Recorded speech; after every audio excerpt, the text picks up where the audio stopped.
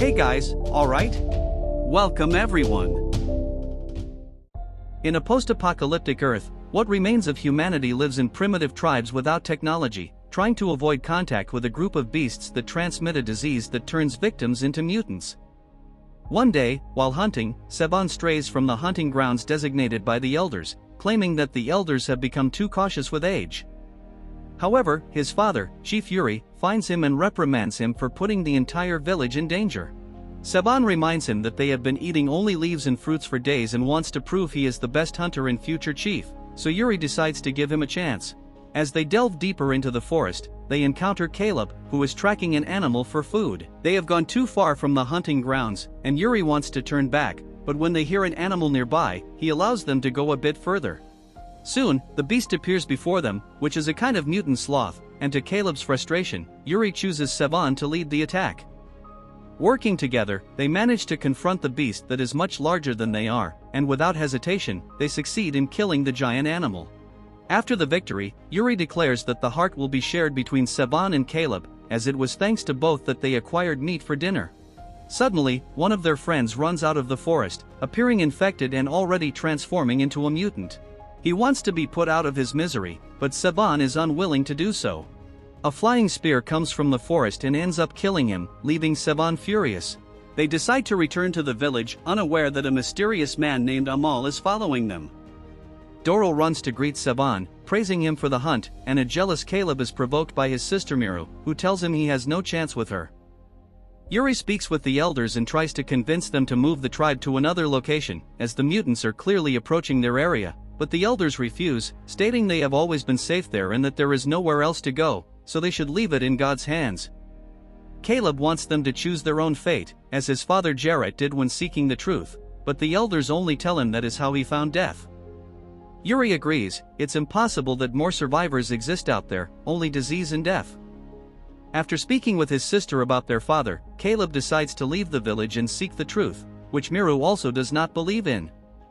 At dawn, he leaves his sister, but he cannot go far. As soon as he reaches the river, he sees a group of mutants heading toward his village, so he decides to return to help. The mutants attack the tribe, and the warriors immediately face them with their own weapons, starting a fierce fight. Although the men manage to kill some mutants, their numbers are still much larger, so the elders ask everyone to enter a cave where they can hide. While Seban watches as the mutants kill and bite his father, the elder orders the youth to close the cave, as the beasts are about to reach them, and they don't have time for others to join them. The men obey, leaving Caleb, Seban, and Doral outside. Doral is attacked by a mutant, and Caleb quickly saves her by killing it, but Seban is the one she embraces afterward. The three hide behind a large rock and watch the mutants wander around the cave, searching for an entrance. Seban wants to distract them and attack, but Caleb thinks they should go look for help, and Doral agrees staying here only means death, there is nothing they can do. Leaving, at least, means having a chance, however small it may be, so Seban gives in and follows them out of the area. After wandering for a while, they stop near the river, unaware that Amal is watching them again. Seban finds a book in Caleb's backpack and he has to explain what it is, an object from the old world that his father brought him and used to teach him to read, which no one in his tribe knows how to do. Their conversation is interrupted when suddenly a mutant appears not far away, so they start running again until they are at a safe distance, or so they think. The mutant quickly catches up to them and attacks, but Seban does not want to defend himself because he realizes it is his father, who has been taken by the infection. He is saved by Amal, who finally reveals himself by killing the transformed one, reminding them that Yuri was no longer human. After confessing that he used to know Caleb's father, he asks if their noses are okay and not bleeding because the infection is not transmitted only by a bite. Biting makes it advance rapidly, but breathing near them is also enough to contract the infection and become a mutant in a much slower and more agonizing way. While Amal takes them back to his home, he explains that he is immune to the infection thanks to a cure in the form of a yellow powder that is very hard to obtain. He also makes them cross a river to reach his place because there they are safe. The mutants fear water, which is why the beasts have never reached Amal's house, which is located in the ruins of an ancient building. Once there, Amal introduces them to his son Persk and his wife Nina, who is furious with him for bringing infected humans into their home, but Amal believes it is worth the risk. During lunch together, Amal tells the story of what really happened to humanity and believes it was a punishment from God. In fact, man tried to bring extinct animals back to life and, with them, also resurrected a disease they could not control. He knows all this thanks to Caleb's father, whose ability to read allowed him to research the subject and create a cure in the form of that yellow powder. If you have already transformed, the powder is useless, but for those who have just been infected, it can cure them. Unfortunately, Jared died before he could bring the powder back to the village, and it was stolen by a ruthless man named Gagan, who now keeps it for himself. Amal wants to guide the group to the abandoned city where the powder and possibly the formula are hidden for Caleb to decipher, and the group agrees. When night falls and everyone goes to bed, Nina hears some noises and decides to lock the door. Caleb also hears some sounds and wakes up to find Sevan and Doral making love. He can't help but look at them, and when Doral realizes his presence, she notices him until he turns away. Back in the village, the mutants take some of the weapons that the bodies are holding and begin to use them to pound on the wood that covers the entrance of the cave. Mira thinks they should try to do something, but the elder wants them to do nothing but pray. Remy does not accept this and begins to move some smaller stones at the back of the cave, which the elder disapproves of, claiming that this goes against God's will. Mira thinks God shouldn't blame them for surviving and starts helping him to dig. When they finally make a hole large enough, the two, plus Yomak, cross over to see what they can find. There is a small tunnel filled with water and a current of air coming from it, but the opening is so small that only Miro could pass through. She enters the water and tries to swim but quickly returns when a bunch of leeches sticks to her body. The men help her remove them all, and once she is clean, she decides to try again because they have come too far to give up now. Meanwhile, the elders are at the entrance of the cave, watching the mutants through the cracks in the wood, and one of them reaches his hand underneath to grab them. They quickly kill the beast with a spear, but the elder's nose is now bleeding, a sign of infection. The other person who is beginning to bleed from the nose is Yomak, who crossed the underwater opening with Remy after Miro made room for them. They find a tunnel that leads outside and begin to climb, only to discover that there are mutants at the end. They descend again, but they do it so quickly and clumsily that Yomak falls and breaks his leg. However, he does not want help because doing so would slow them down and allow the mutants to catch them, so he stays behind his bait while Miru and Remy escape. They cross the underwater opening without problems and, after eating Yomak, the mutants try to follow them but are stopped by the sight of the water. When Miru and Remy return to the main cave, they find that most of their fellow citizens have become ill, showing symptoms of the disease. When the elder becomes very sick and begs for mercy, Remy refuses to do anything. However, seeing that they can do nothing to help, Miru grabs her spear and does not hesitate to stab him before he can mutilate himself, asking the others to do the same to her if it comes to that. In the morning, Amal and the trio leave the ruins to search for the powder. They take Amal's raft and then learn to row, as they have never seen any kind of boat before. A group of mutants sees them from the hills and starts throwing stones at them, so the group begins to row faster until they lose the mutants from sight. Amal tells them about a brotherhood that used to exist before Gagan created a great conflict over the ownership of the powder, but he knows there are still some of them out there, so when they reach the coast, he wants to light a signal to see if they will come.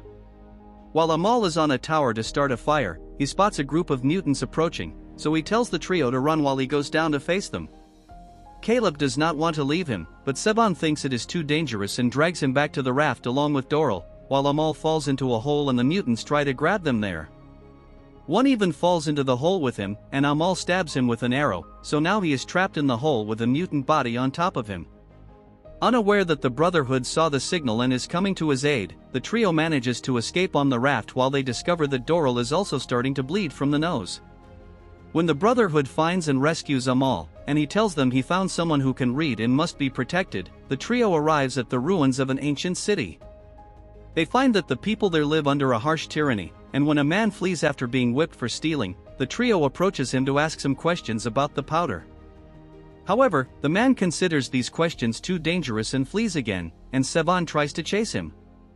Unfortunately, he loses him along the way, and when he returns, he finds Doral and Caleb being taken by guards to see Gagan and his daughter Giselle.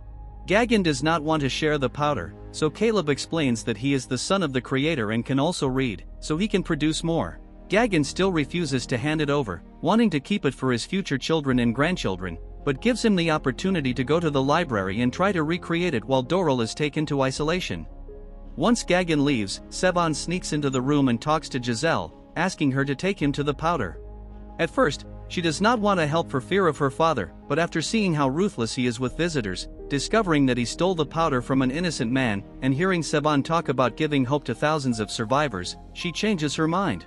Giselle takes Sevan to her father's safe, which can only be opened with the key he carries around his neck. Sevan does not believe this because there is dust all over, which means it has not been opened in a long time, contradicting Giselle, who says Gagan takes out a little powder every day. They search the room for other hiding places and find nothing, so Giselle has an idea. In the library, Caleb finds his father's work. Although he can read it, it will take weeks to understand and recreate it, time he does not have, as he is also starting to bleed from the nose. Gagan says Caleb cannot do this and refuses to give him some powder to buy more time, but their conversation is interrupted by Giselle, who came to warn her father that someone broke into the other room to steal the powder. When Gagan rushes there, he finds no one in the room, but checks that the powder is secure and reveals the location where it is hidden, inside a lantern in a wall compartment. Sevan was hidden and, seeing the man, jumps over him and strikes, leaving him unconscious. When he is about to kill him, Giselle stops him and shares the powder with him, curing him of his symptoms. The two run to see Doral and cure her too after knocking out a guard, and as they leave, Giselle hands the lantern to Sevan and asks him to continue Caleb's father's work. Sevan and Doral hurry to the library, where they fight against another guard before curing Caleb. The trio leaves the city safely, but when they reach the forest, a group of guards is waiting for them. After Sevan distracts them and even fights one until he faints, the three get in the raft and row until they reach the nearest coast. They climb the hills to find a very fragile rope bridge, which they cross with utmost caution, but things get tough when Gagan and his men find them. Caleb is struck in the leg by an arrow, and when they reach the other side, Sevan asks Doral to help Caleb while he takes care of the guards since Caleb is the only one with the ability to recreate the powder, making him humanity's only hope. Sevan returns to the front of the bridge and starts cutting the ropes to make the soldiers fall, but this gives Gagan the chance to shoot some arrows at him, causing him to fall as well. Doral and Caleb start to run and are found in the forest by Amal and the Brotherhood, who manage to find them after seeing the abandoned raft and tracking them from there. Using the horses of the Brotherhood, they quickly return to the village, where the mutants have begun digging under the entrance to reach the tribe. The Brotherhood does not take long to arrive at the scene and has no trouble fighting and killing all the transformed ones. Doral enters the cave to share the powder, well before Miru frightens herself to death at the thought of transforming. After the battle, Gagan finds them and shoots an arrow at Caleb, but Amal jumps in front of him to protect him. Furious, Caleb grabs an axe and throws it at Gagan, finally killing him. A few days later, after taking Amal back to his home, Caleb says goodbye to his sister, who is teaching more children to read. He returns to the city, intending to find that library again and finish his father's work to save humanity.